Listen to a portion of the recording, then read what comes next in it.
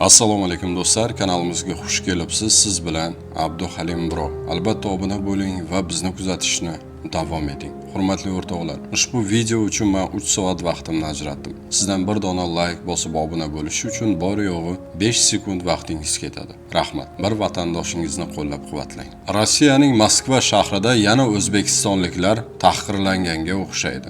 Marhamat, mana bu videoni ko'ring.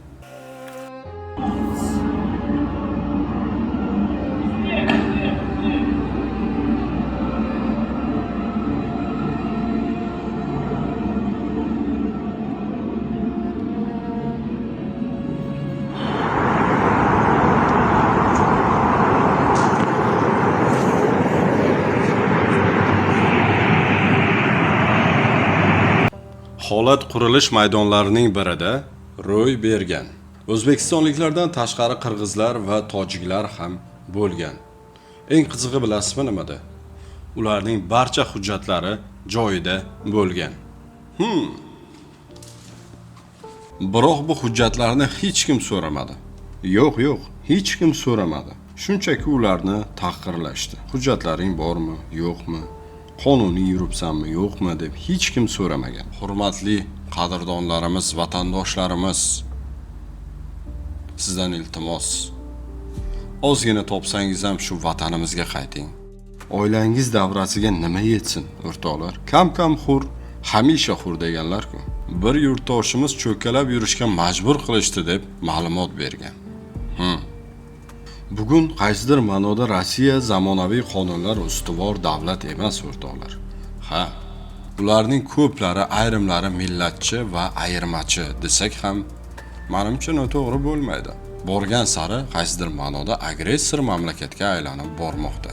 Millatchi mamlakatlarni esa buyuk parchalanish kutmoqda.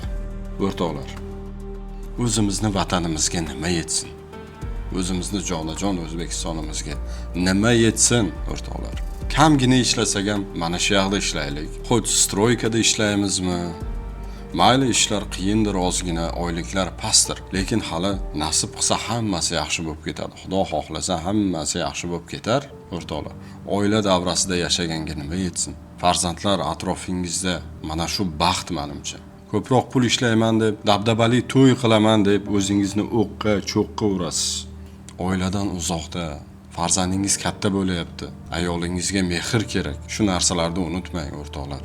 Lekin bizda vatandoshlar baribir ishlab, bir amallab pul yig'ib keladi-da, bitta to'y qilib barcha pulni yo'q qilib yorishadi. O'rtoqlar, qachon mana shu miyamizda muzlab qolgan, chirib ketgan xayollarni qachon yo'q qilamiz? Orzularni qachon yo'q qilamiz? Bu orzular sizni jarlikka yetaklaydi. Sizni dabdabali qilmoqchi bo'lgan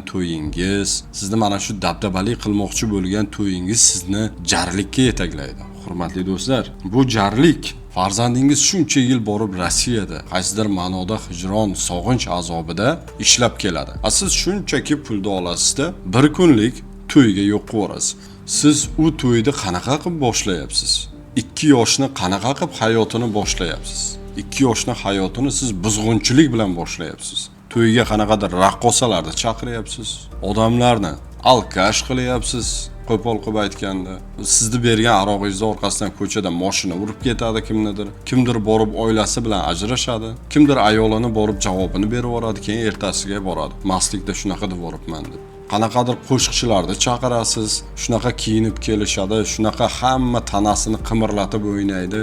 To'yda halollik bilan boshlash kerak, o'rtoqlar. 2 yoshni halollik bilan to'yini o'tkazsangiz, Xudo xohlasa umri davomida bu ularning baxtli bo'lib yashashiga sabab bo'ladi, o'rtoqlar.